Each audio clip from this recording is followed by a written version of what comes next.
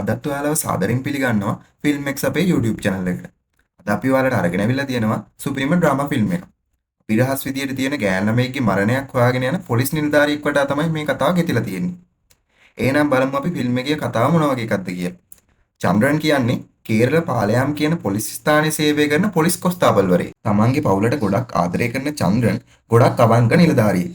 සාමාන්‍ය විදිහට ජීවිතයක් ගත කරන චන්ද්‍රන්ගේ ජීවිතය වෙනස් වෙන්නේ එයාට බාර දෙන විශේෂ ඩියුටි එකක් හින්දා. සමාජ ක්‍රියාකාරිකයෙක් විදිහට වැඩ කරන චින්තුරාණිගේ ගෙදරට ආරක්ෂාව ලබා දෙන්න බාර වෙන්නේ චන්ද්‍රන්ට. චින්තුරාණිගේ ගෙදර ආරක්ෂාව වෙනුවෙන් යන චන්ද්‍රන් ඇතුළු පොලිස් නිලධාරීන් නතර වෙන්නේ රෝස්මේරි කියන ගෑන් ළමයා ජීවත් වුණා වගේම එයාව මරලා දාපු ගෙදර. මෙතනදී චන්ද්‍රන්ට තමන් එක්ක ඉන්න කෙනෙක් ගැන පොඩි සැකයක් ඇති වෙනවා. මේ සැකෙන් පස්සේ චන්ද්‍රන් රෝස්මේරිගේ ඝාතනය ගැන අලුත් විමර්ශනයක් පටන් ගන්නවා. ඉතින් පටන් ගන්න විනාඩියේ ඉඳලා කුතුහලයෙන් බලන්න පුළුවන් මේ මූවී එකේ නම තමයි 2024 රිලීස් වුණ පාලයන් PC කියන සුප්‍රීම මූවී එක. ෆිල්ම් එක පටන් ගන්නකොටම අපිට පෙන්වන්නේ කේරළයේ පාලයන් කියන පොලිස් ස්ටේෂන් එකේ වෙන සිදුවීම. කොස්තාපල් කෙනෙක් විදියට වැඩ කරන චන්ද්‍රන් හීනෙන් දකිනවා වාර්ෂික සම්මාන ප්‍රදාන උත්සවයේදී හොඳම නිලධාරියට හිමි සම්මානය ලැබෙන හැටි. මේ වෙලාවේ යත් එක්ක ඉන්න පොලිස් නිලධාරීන් චන්ද්‍රන්ට hina වෙනවා වුණා. එතන ඉන්න එක නිලධාරියෙක් කියනවා අපි hina වුණාට හැමෝටම තමන්ගේ කියලා වෙලාවක් එනවා කියලා. ඔන්න මේ අතරේ ස්ටේෂන් එකේ OIC ගාවට ඇවිත් විවාහක යුවලක් රණ්ඩු වෙන්න පටන් ගන්නවා. තමන්ගේ බිරිඳ නිතරම ෆෝන් එක පාවිච්චි කරන නිසා තරහා ගිය පිරිමි කෙනා තමන්ගේ වයිෆ්ගේ ෆෝන් එක කුඩු කරලා තියෙනවා. ඉතින් මේ වෙලාවේ මේ ප්‍රශ්නේ අහන OIC ගෑනු කෙනාට අවවාද කරලා පිටත් කරලා යවනවා. ඊට පස්සේ අපිට පෙන්වන්නේ චන්ද්‍රන් එදා රෑ ඩියුටි එකට පිටත් වෙලා යන විදිය. එයා තමන් වැඩ කරන චෙක් පොයින්ට් එකට ගිහිල්ලා තමන්ගේ වයිෆ් වෙන වත්සලාට කෝල් එකක් ගන්නවා. වත්සලා පහවදා ගේන්න ඕන බඩු ලයිස්තුව චන්ද්‍රන්ට කියනවා. මේ කෝල් එකෙන් පස්සේ චන්ද්‍රන්ට ගණිකාවක් විදියට වැඩ කරන මාලව හම්බෙනවා. මාලා මේ වෙලාවේ චන්ද්‍රන්ගෙන් ගත්ත ණය මුදල ආපහු දෙන්න හැදුවා චන්ද්‍රන් ඒ සල්ලි එපා කියලා කියනවා. මේ වෙලාවේ චන්ද්‍රන් මාලට කියනවා අපරාධකාරයෝ වැඩි වෙලා තියෙන්නේ. ඒ නිසා පරිස්සම් වෙන්න කියලා. ඒ වගේම තමා ඒ හම්බෙන සල්ලි නැති බැරි කෙනෙක්ට දෙනවා. චන්ද්‍රන් කියන්නේ අවංකව තමන්ගේ පවුලට ආදරය කරන කාගෙත් හිත් දිනාගත්ත නිලධාරියෙක් කියන එක මේ සිදුවීම් වලින් අපිට තේරුම් ගන්න පුළුවන්. එදා රෑ ආයේ චන්ද්‍රන් වත්සලාට කෝල් එකක් ගන්නවා. අරගෙන කියනවා තමිල්නාඩුවේ කුරුවා කල්ලිය කියලා භයානක අපරාධ කල්ලියක් ඉන්නවා. මේ නිසාම දොරවල් වහගෙන ඉක්මනින්ම නිදා ගන්න කියලා. ඊට පස්සේ අපිට පෙන්වන්නේ චන්ද්‍රන් පහවදා උදේම වත්සලා කිව්ව බඩු ටිකත් අරගෙන ඩියුටි වෙරලා ගෙදර යන විදිය. එයා ගෙදර ගිහිල්ලා වත්සලා එක්කත් කතා කර කර ඉඳලා නිදාගෙන ඉන්න පුතාවත් බලලා ඇඳුම් මාරු කරගෙන පොල්ලෙලි ගහන්න පටන් ගන්නවා. මේ වෙලාවේ චන්ද්‍රන්ගේ පුතාත් නැගිටලා එළියට එනවා. අද හැමෝම නිමාඩු නිසාම කොහේ හරි යමු කියලා චන්ද්‍රන් අහනවා. පුතා වගේ මෙයාගේ බිනිඳත් මේ වැඩේට කැමති වෙනවා. ඊට පස්සේ එයාලා තුන්දෙනාම ලැහැත්ති වෙලා කැබ් එකක නැගලා ලස්සන පළාතකට යනවා. ඔන්න ඉතින් එදා දවසේ රිසෝට් එක ගත කරලා ඊට පස්සේ එයාලා shopping කරන්න පටන් ගන්නවා. ඊට පස්සේ අපිට පෙන්වන්නේ චන්ද්‍රන් වත්සලත් එක්ක එයාගේ පුතාගේ උපන්දිනය සමරන විදිහ. ඉතින් මේ චන්ද්‍රන් රැකියාවක් කරන ගමන් තමන්ගේ පවුලේ අයත් එක්ක ගොඩක් සතුටින් තමයි ජීවත් වෙන්නේ. ඊට පස්සේ අපිට පෙන්වන්නේ ටීවී වල වගේම සෝෂල් මීඩියා වල සමාජ ක්‍රියාකාරිනියක් වුණ චින්චුරා ගැන නිවුස් එකක්. චින්චුරා දිගින් දිගටම සමාජයේ විවේචනයට බඳුන් වෙන මාතෘකා ගැන කතා කරන නිසාම එයාට මරණ තර්ජන එල්ල වෙන්න පටන් ගන්නවා. මේ නිසාම මෙයාට පොලිස් ආරක්ෂාව දෙන්න කියලා අධිකරණය නියෝග කරලා තියෙනවා. චන්ද්‍රනුත් චෙක් පොයින්ට් එකට වෙලා එයාගේ ෆෝන් එකෙන් මේක බලන ගමන් තමයි ඉන්නේ. පහවදා උදේ ස්ටේෂන් එකේ ඉන්න චන්ද්‍රන්ට තවත් කොස්තාපල් කෙනෙක් එයාගේ දුවගේ වෙඩින් කාඩ් එක ගෙනත් දෙනවා. මේ වෙලාවේ චන්ද්‍රන් මේ කොස්තාපල්ගෙන් අහනවා මේ වයසට ඔයාට කසාද බඳලා දෙන වයසේ දුවලත් ඉන්නවද කියලා. මේ වෙලාවේ පොලිසිය හැමෝම චන්ද්‍රන්ට විහිළු කරනවා. අපි ඔයා වගේ නෙමෙයි. ඒ වැඩ කලින්ම ඉවර කරලා තමයි තියෙන්නේ කියලා. ඒත් එක්කම චන්ද්‍රන් කියනවා පරක් වුණාට කමන්නේ මට ඉන්නේ මැනිකක් වගේ පුතෙක් කියලා. ඒ වගේම චන්ද්‍රන් එයාගේ ප්‍රමෝෂන් එකක් එපා කියලා පාලයන් වලට වෙලා ඉන්නේ තමන්ගේ පුතාව හැමදාම දකින්න ඕන හින්දා. ඊට පස්සේ අපිට පෙන්වන්නේ පාලයන් වලට එන අමුත්තෙක්. මේ අමුත්තගේ නම තමයි අජිරාම් වාසු. වාසු පාලයන් වලට එන්නේ චන්ද්‍රන් හොයාගෙන. චන්ද්‍රන් හොයාගෙන වාසු කියලා කෙනෙක් ආවා කියලා ත්‍රිවිල් එක කෙනෙක් චන්ද්‍රන්ට කතා කරලා කියනවා. වාසු කියන මේ නම අහපු ගමන් චන්ද්‍රන් ගොඩක් බය වෙනවා. ඒ වගේම නම අහනවත් එක්කම චන්ද්‍රන්ට අතීතේ වෙන සිදුවීමක් තමයි පෙන්වන්නේ. ඉතින් මේ සිදුවීම මොකද්ද කියලා ඉස්සරහට ඔයාලට හරියටම කියන්නම්. පහවදා චන්ද්‍රන් ගෙදර එන්නේ වෙනදා වගේ උද්‍යෝගයෙන් නෙමෙයි. ගොඩක් මහන්සි වෙලා ගෙදර එන චන්ද්‍රන් ගෙදර ස්ටෝප්පෙන් වාඩි වෙනවා. මේ වෙලාවේ චන්ද්‍රන්ට කෝල් එකක් එනවා. මේ කෝල් එක එන්නේ පාලම් වලට ඇවිල්ලා ඉන්න වාසුගෙන්. වාසු චන්ද්‍රන්ට කියනවා එයාව හම්බෙන්න ඉක්මනට බීච් එකට එන්න කියලා. මේ වෙලාවේ චන්ද්‍රන් වත්සලාටත් බොරු කියලා ඉක්මනට බීච් එකට යන්න පිටත් වෙනවා. මේ යන අතරේ තමයි චන්ද්‍රන්ට අතීතයේ වෙන සිදුවීම මතක් වෙන්නේ. වාසු මීට අවුරුදු ගානකට කලින් එයාගේ වයිෆ් සහ පුතා එක්ක සතුටින් ජීවත් වෙලා තියෙනවා. ඒත් එයා එක දවසක් එයාගේ ගම් පළාතේ ගංජා වගාවක් ගැන පොලිසියට පැමිණිල්ලක් දාලා තියෙනවා. මේ නිසා මේ ගංජා වගාවේ මැරයෝ වාසු එක්ක තරහෙන් ඉඳලා තියෙන්නේ. එයාලා එක දවසක් රෑ වාසුගේ ගෙදරට ඇවිත් වාසුගේ අතක් කපලා දානවා. ඒ වගේම එයාගේ වයිෆ්වත් මරලා දානවා. මේ සිද්ධිය විමර්ශනය කරන්න ගිය චන්ද්‍රන් ගෙදර ඇඳක් උඩ ඉන්න වාසුගේ පුතාව දැකලා එයාව වඩා ගන්නවා. ඉතින් මේ වාසුගේ පුතා තමයි මෙච්චර කාලයක් චන්ද්‍රන් තමන්ගේ පුතා විදියට හදාගෙන තියෙන්නේ. තමන්ගේ අතීතය මතක් කර කර ඉන්න චන්ද්‍රන් එකපාරටම ත්‍රීවිල් ඩ්‍රයිවර්ගේ කටහඬ නිසාම වර්තමානයට එනවා. චන්ද්‍රන් ත්‍රීවිල් එකෙන් බැහැලා බීච් එකට ගිහින් වාසුව හම්බෙනවා. වාසු මේ වෙලාවේ චන්ද්‍රන්ට කියනවා එයාගේ පුතාව එයාට ඕනි කියලා. ඒත් අවුරුදු 12ක් තිස්සේ තමන්ගේ පුතා වගේ බලාගත්තු පුතාව දෙන්න බෑ කියලා චන්ද්‍රන් වාසුට කියනවා. ඒ වගේම ප්‍රොමෝෂන් එකක් ලැබුණත් ට්‍රාන්ස් එකක් ලැබෙයි කියන බයට මෙච්චර කාලයකට ප්‍රොමෝෂන් එකක්වත් ගත්තේ නැහැ කියලා චන්ද්‍රන් වාසුත් එක්ක කියනවා. ඉතින් තමන්ගේ පුතාට චන්ද්‍රන් ඇත්තටම ආදරය කරනවා කියලා තේරුම් ගන්න වාසු චන්ද්‍රන්ට තමන්ගේ පුතාව බාර දීලා එතනින් යනවා. ඊට පස්සේ අපිට පෙන්වන්නේ පාලයම් පොලිස් ස්ටේෂන් එකේ වෙන සිදුවීමක්. OIC චන්ද්‍රන්ට කතා කරලා කියනවා චින්චුරාණිට ආරක්ෂාව සපයන්න චින්චුරාණිගේ ගෙදරට යන්න කියලා. මේ නිසා පොලිස් නිලධාරීන් කීප දෙනෙක් එක්කම චන්ද්‍රන් චින්චුරාණිගේ ගෙදරට යනවා. තමන්ගේ ආරක්ෂාවට ආපු පොලිසිය අයව පිළිගන්න චින්තුරාණි පොලිස් නිලධාරීන්ට තමන්ගේ ගෙදර නවාතැන් ලබා දෙනවා. ඊට පස්සේ චන්ද්‍රන් ඇතුළු පොලිස් නිලධාරීන් ඒ ගෙදරට ගිහිල්ලා ඇඳුම් මාරු කරන වෙලාවේ ඒ ගමේ ඉන්න පක්රෝස් කියලා මිනිස්සෙක් එයාලට කෑමක් අරගෙන එනවා. මේ වෙලාවේ චන්ද්‍රන් පක්රෝස්ට කියනවා එයාලා ඉන්න දවස් කීපයකට කෑම අරන් එන්න කියලා. ඒ වෙලාවේ මේ මිනිස්සයා කියනවා එයාලගේ පවුලේ හැමෝම නායෑමක් නිසා මිය ගියපු හින්දා එයා මේ ගමේ කුලී වැඩි කරලා තනියම ජීවත් වෙනවා කියලා.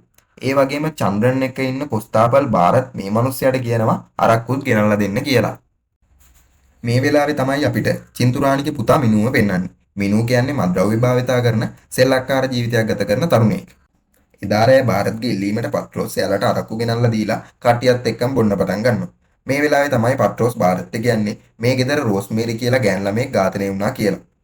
ඒත් ඝාතනය කරේ කවුද කියලා කිසිම හෝඩුවාවක් හම්බුනේ නැහැ කියලා මේ මිනිසයා කියනවා. මේ වෙලාවේ ಭಾರತ್ පත්‍රෝස්ට බොන්න කිව්වත් එයා කියනවා මම කවදාවත් බොන්නේ නැහැ කියලා. ඒ වගේම එයා බිව්වේ නැති වුණාට නිතරම මත් වෙන්න පාවිච්චි කරන පැකට් වගේක් ಭಾರත්ට දෙනවා. ඊට පස්සේ අපිට පෙන්වන්නේ පාලයම් පොලිස් OIC තවත් නිලධාරීන් කීප දෙනෙක් එක්කම පාරට වෙලා වාහන පරීක්ෂා කරන විදිය.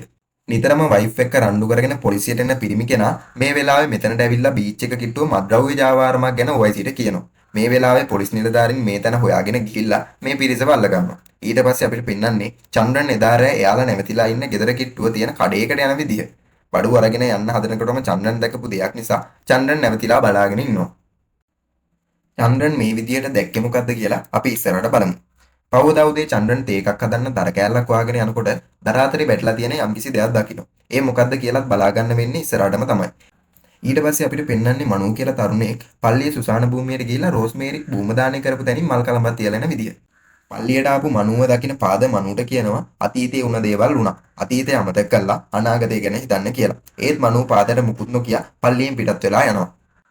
එදාම දවල් චන්ද්‍රන් OICට කෝල් එකක් ගන්නවා. චන්ද්‍රන් නැවතිලා ඉන්නේ අභිරහස් විදියට මියගේ රෝස්මේරි ජීවත් වුණ මේ ගෙදර නිසාම මේ ඝාතනය ගැන විමර්ශනයක් අලුතින් කරන්න චන්ද්‍රන් තීරණය කරනවා. ඒ නිසාම OIC ගෙන් රෝස්මේරිගේ ඝාතනය සම්බන්ධයෙන් සියලුම වාර්තා ඉල්ලනවා. OIC මේ සියලුම වාර්තා චන්ද්‍රන්ට දෙන්න එකඟ වෙනවා. ඊට පස්සේ අපිට පෙන්වන්නේ ಭಾರತ್ මනුව හම්බෙන්න යන විදිය. ಭಾರತ್ මනුව හම්බෙලා කියනවා අපි ආයෙමත් රෝස්මේරිගේ ඝාතනය ගැන විමර්ශනයක් කරන්න පටන් අරගෙන තියෙනවා. ඒ නිසා චන්ද්‍රන් සර්ව ගිහිල්ලා හම්බෙන්න කියලා. එදා හවස මනු චන්ද්‍රන්ව හම්බෙන්න චන්ද්‍රන් නැවතිලා ඉන්න රෝස්මේරිගේ ගෙදරට යනවා. මේ වෙලාවේ මනු රෝස්මේරිගේ අතීත කතාව චන්ද්‍රන් එක්ක කියනවා. රෝස්මේරි කියන්නේ ගොඩක් දුප්පත් ගෑනු ළමයි. ඒත් මනු රෝස්මේරිව විවාහ කරගන්න කැමැත්තෙන් ඉඳලා තියෙනවා. මනු මුලින්ම රෝස්මේරිව දැකලා තියෙන්නේ පල්ලියේදී. මනු වගේම විනුත් රෝස්මේරිට කැමැත්තෙන් ඉඳලා තියෙනවා. ඒත් රෝස්මේරි බඳින්න හිටිය මනු මේ ගැන ෆාදර් එක්ක කතා කරනවා. ඒ දෙන්නගේ විවාහයට පල්ලියේ ෆාදරුත් කැමති වෙලා තියෙනවා. මේ නිසා මනු රෝස්මේරිව හම්බ වෙලා මේ ගැන රෝස්මේරිට කියනවා. මේ වෙලාවේ රෝස්මේරි තමන්ගේ අතීතය ගැන මනුත් එක්ක කතා කරනවා. ඊට අවුරුදු ගානකට කලින් එයාගේ අම්මා වැඩ කරලා තියෙන වත්තේ මැනේජර් ලෝරන්ස් එක්ක ආදර සම්බන්ධතාවයක් ඇති කරගෙන තියෙනවා. ඒ වගේම මේ ලෝරන්ස්ට හේතුවක් නැතිව අධිකවම තරහ යන මානසික ලෙඩක් තියෙනවා. මේ නිසා එයා තමන්ගේ තරහ දරා ගන්න බැරුව අනිත් අයට ගහන තත්වයකටපත් වෙලා තියෙනවා. අනිත් කාරණේ තමයි එකම ගමේ ජීවත් වෙන විනු සහ ලෝරන්ස් අතර රණ්ඩු ඇති වෙන්න පටන් අරන් තියෙනවා. ලෝරන්ස්ගේ හැම වෙලාවකම තරහා යන ස්වභාවය නිසාම එයාට එයාගේ පියන් විදියට වැඩ කරපු කෙනාට කීපවතාවක්ම බාර දීලා තියෙනවා. මේ පියන් හොස්පිටල් ඇඩ්මිට් කරලා කියලා ආරංචියට රෝස්මේරි අම්මත් එක්ක එයාව බලන්න හොස්පිටල් එකට යනවා. ඒ වෙලාවේ තමයි පියන් කියලා තියෙන්නේ මීට කලින් ලෝරන්ස් සිකියුරිටි කෙනෙකුටත් ගහලා එයාගේ උරහිස්තේ අස්තියක් පවා බිඳලා ගින් තියෙනවා කියලා. ඉතින් මේ විස්තර ඇහුවට පස්සේ රෝස්මේරි ගොඩක් බය වෙලා තියෙනවා. ඊට පස්සේ රෝස්මේරි අම්මත් එක්කම හොස්පිටල් එකෙන් පිටත් වෙලා යනවා. රෝස්මේරි කෙලින්ම යන්නේ ලෝරන්ස්ගේ බංගලාවට. ඉස්සරහා දොර වහලා තියෙන නිසාම පිටිපස්ස දොර අරගෙන බංගලාවට ඇතුල් වෙනවා. ඊට පස්සේ නාන කාමරයෙන් සද්දයක් ඇහෙන නිසාම ඒ පැත්තට යනකොට රෝස්මේරි දකිනවා ලෝරන්ස් බාත් ටබ් එකේ ගිලිලා ඉන්න විදිහ. ඒත් එක්කම මේක දැක්කට පස්සේ රෝස්මේරි හොඳටම බය වෙලා කෑ ගහනවත් එක්කම ලෝරන්ස් බාත් ටබ් එකෙන් එළියට එනවා. මේ නිසා හොඳටම බය වෙලා රෝස්මේරි බංගලාවෙන් එළියට දුවනවා. මේ සිද්ධියෙන් පස්සේ ලෝරන්ස් ගැන කිසිම ආරංචියක් රෝස්මේරිට ලැබිලා නැහැ. ඒ වගේම ඊට ටික කාලයකට පස්සේ අම්මත් නැති වුණ නිසාම රෝස්මේරි තනියම ජීවත් වෙලා තියෙන්නේ මෙන්න මේ ගෙදර. දවසක් පල්ලියට ගිහින් ගෙදර එනකොට ලෝරන්ස් රෝස්මේරිව හොයාගෙන ඇවිත් ඉන්නවා. රෝස්මේරි දකිනවා. මේ වෙලාවේ රෝස්මේරි ලෝරන්ස්ගෙන් බේරෙන්න පැනලා ගියත් එක තැනකදී ආව ඇදගෙන වැටෙනවා. මේ වෙලාවේ ගොඩක් බය වුණ රෝස්මේරි ගඩොල් කැටයක් අරගෙන ඒකෙන් ලෝරන්ස්ගේ ඔළුවට ගහනවා. ඉතින් මෙන්න මේ විදිහට තමයි තමන්ගේ අතීතයේ සිද්ධ වුණ හැම සිදුවීමක්ම රෝස්මේරි මනුත් එක්ක කියලා තියෙන්නේ. මේ වෙලාවේ මනු කියනවා හරියටම දවස් දෙකකින් දෙමෝපියන්ගේ ආශිර්වාදය අරගෙන ඇවිත් රෝස්මේරිව කසාද බඳින්නම් කියලා. ඉතින් මේක ඇහුවට පස්සේ රෝස්මේරි කෙලින්ම ගිහින් තියන්නේ යාගේ ගෙදරට. මොකද එයාගේ හිතේ තාම ලෝරන්ස්ගේ මතකයේ ඉතුරු වෙලා තියෙන හින්දා. මේ විදිහට රෝස්මේරි තනියම තමන්ගේ ගෙදර ඉන්නකොට දවසක් එයාගේ ගෙදරට විනුව ඇවිත් තියෙනවා. ඒත් රෝස්මේරි කැත්තක් අරගෙන විනුව ගෙදරින් එරවලා දානවා. ඊට පස්සේ අපිට පෙන්වන්නේ වර්තමානයේ වෙන සිදුවීමක්. විනු තමන් දැනගෙන හිටිය රෝස්මේරිගේ කතාව චන්ද්‍රන් එක්ක කියනවා. ඊට පස්සේ එයා චන්ද්‍රන්ගෙන් සමු අරගෙන එතනින් පිටත් වෙලා යනවා. ඊළඟට චන්ද්‍රන් ලෝරන්ස්ගේ පියන් විදියට වැඩ කරපු පූකුට්ටිව හම්බෙන්න යනවා. පූකුට්ටි මේ වෙලාවේ කියනවා එදා ලෝරන්ස් රෝහල් නවතින්න ගහකොට පස්සේ කම්පැනි එකෙන් ඉල්ලාස් වුණා කියලා. ඒ වගේම එදායින් පස්සේ කවදාවත්ම මේ මිනිහයාට ලෝරන්ස්ව හම්බුනේ නැහැ කියලා එයා කියනවා. ඒ වගේම මේ වෙනකොට ලෝරන්ස් මොම්බායි වල හොස්පිටල් එකක ප්‍රතිකාර ගන්නවා කියලා එයා කියනවා. ඊට පස්සේ අපිට පෙන්වන්නේ චන්ද්‍රන් ෆුඩ් සිටි එකකට ගිහිල්ලා සෙරෝටේප් එකක් පවුඩර් එකක් වගේ දේවල් ටිකක් මිලදී ගන්නවා. ඊට පස්සේ අපිට පෙන්වන්නේ පාලයන් පොලිස් ස්ටේෂන් එකේ OIC ඇතුළු පිරිසක් චන්ද්‍රන් නැවතිලා ඉන්න නිවසට කලබලෙන් එන විදිය. මේ වෙලාවේ තමයි අපිට පෙන්වන්නේ කාලයක් අහිංසක මිනිසෙක් විදියට රඟපාපු පාත්‍රෝස් පොලිස් නිලධාරියෙක් අල්ලගෙන යනවා. ඉතින් චන්ද්‍රන් මේ දිහා පැත්තකට වෙලා බලාගෙන ඉන්නවා. පාත්‍රෝස්ව මේ විදියට පොලිසියෙන් අල්ලගෙන ගියයි.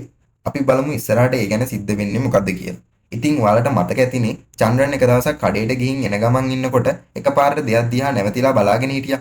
එයා මේ වෙලාවේ දැකලා තියෙන්නේ කවදාවත්ම බොන්නේ නැහැ කියපු පාත්‍රෝස් කඩයක් ඇතුළට වෙලා බොන විදිය.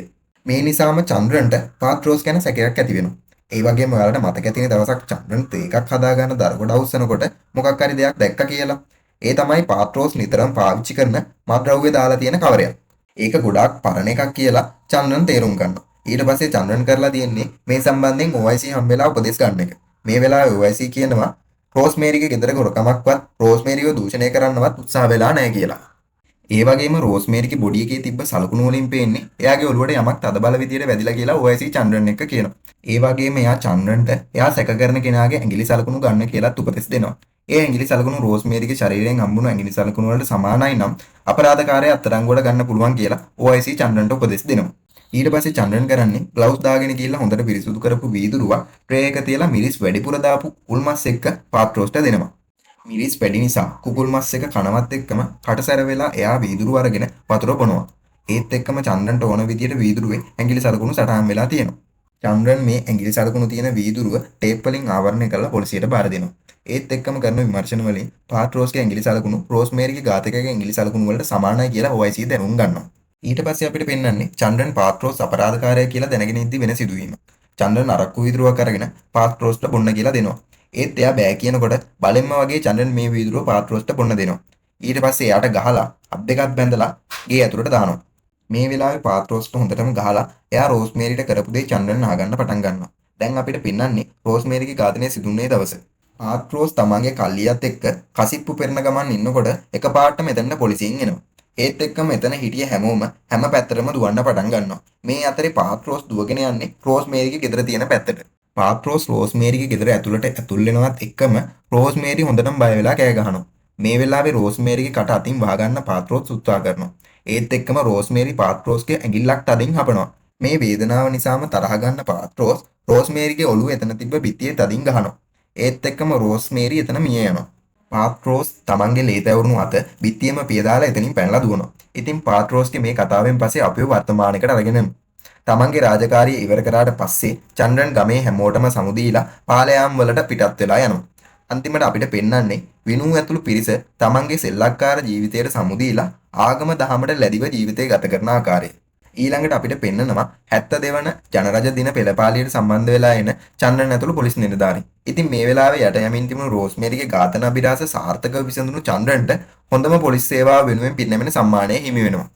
ඒත් එක්ක මේ ෆිල්ම් එකේ මුලින්ම චන්ද්‍රන් දැකපු හීනයක් යථාර්ථයක් බවට පත් වෙනවා. ඉතින් මේ සිද්ධියත් එක්කම මේ ෆිල්ම් එක මෙතනින් අවසන් වෙනවා. මේ ගැන ඔයාලගේ අදහස් පහලින් කමෙන්ට් කරගෙන යන්න අමතක කරන්නත් එපා.